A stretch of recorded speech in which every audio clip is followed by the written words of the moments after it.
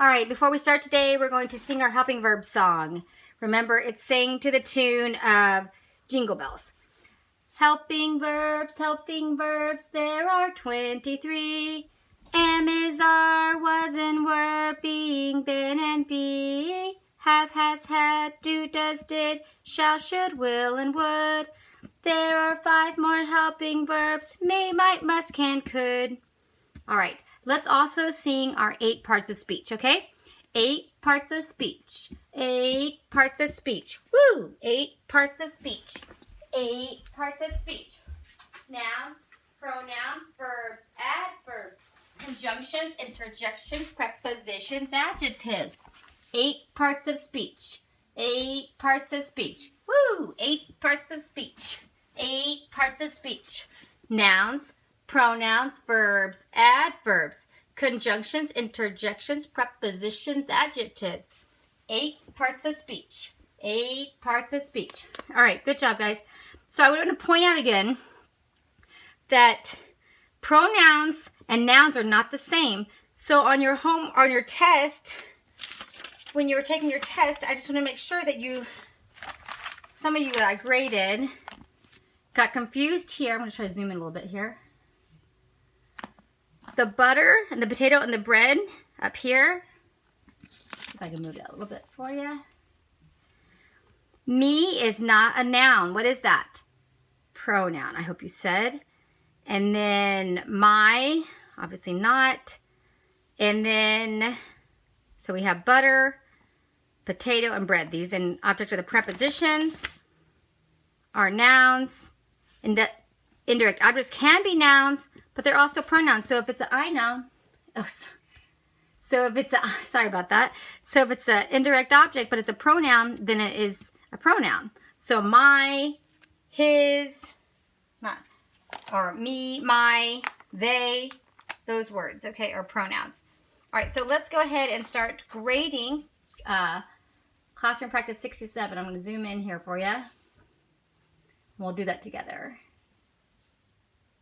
Okay, so let's start here. Bring 2 loaves of bread to the party. And thanks to Trevin, on Monday, I said the truck was a verb. I hope you guys caught that. That was a direct object, if you remember that one. All right, so let's move on here. Bring 2 loaves of bread to the party. Who bring? You. So that's an implied you or understood you. Parentheses. You is a subject pronoun. And, okay, and then what is being said about you? You bring. Verb. Bring what?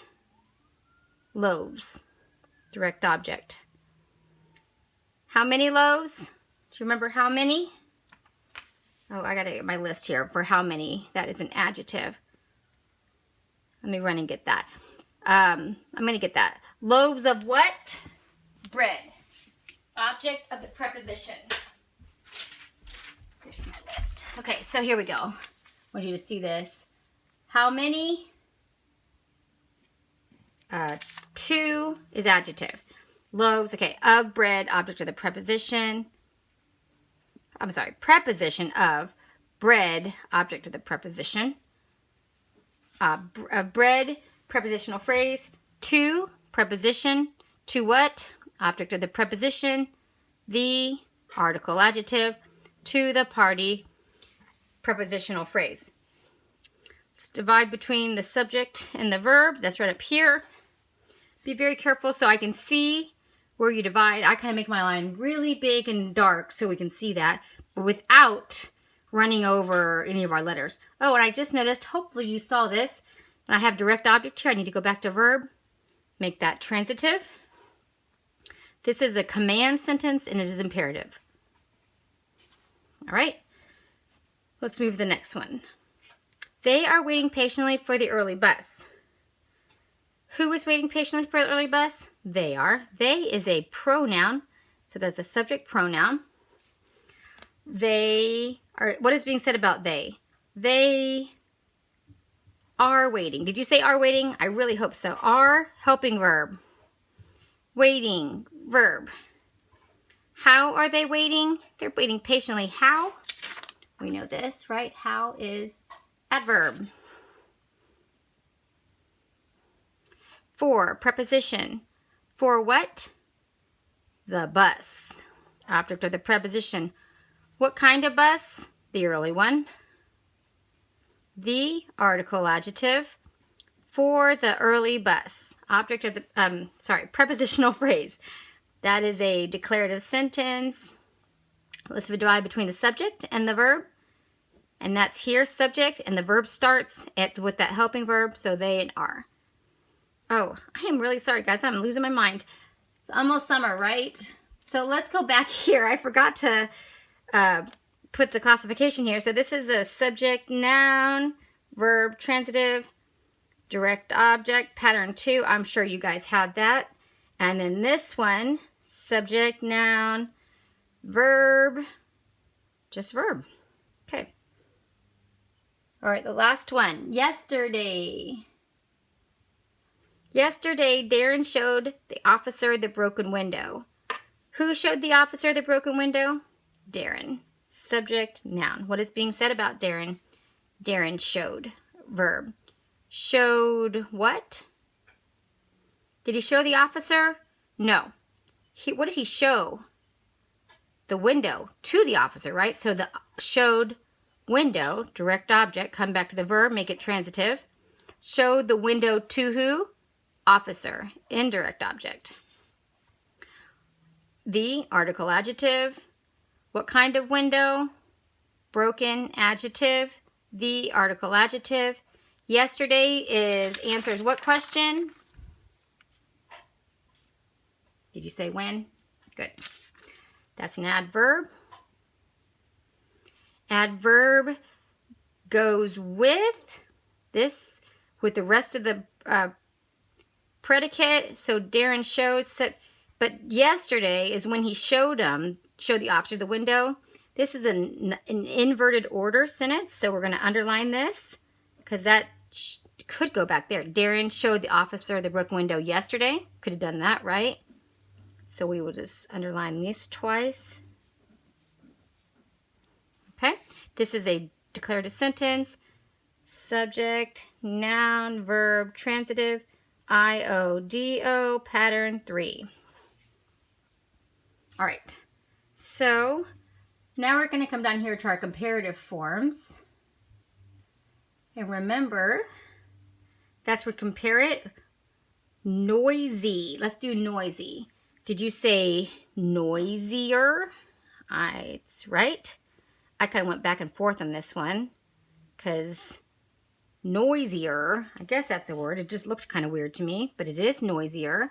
And so then the most noisy would be the noisiest, right? Be sure you don't write nosy, nosier and nosiest. That's different, right? That's where you're poking your nose where it doesn't belong. This is being loud. Noisier, noisiest. The most loud person, the more noisy, the more loud person.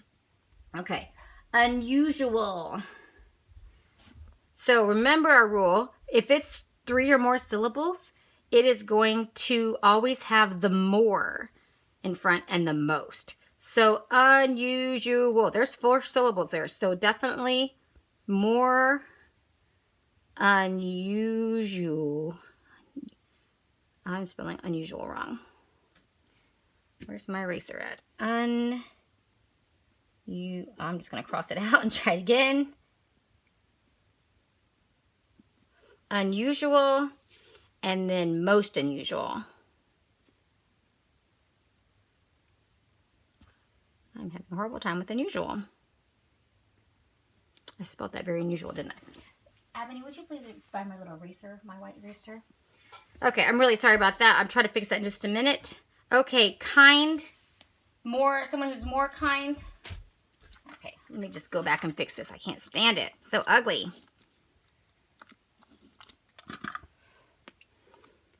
Unusual. Okay, sorry about that. And then kind. So 1 syllable. Usually kinder. We're going to use that And then The most kind would be kindest. Helpful. What do you think? Did you say more helpful? That would be right. And most helpful. Good. Do you remember the rule for good? It's a completely different word, right? We're just going to memorize when it's good and bad.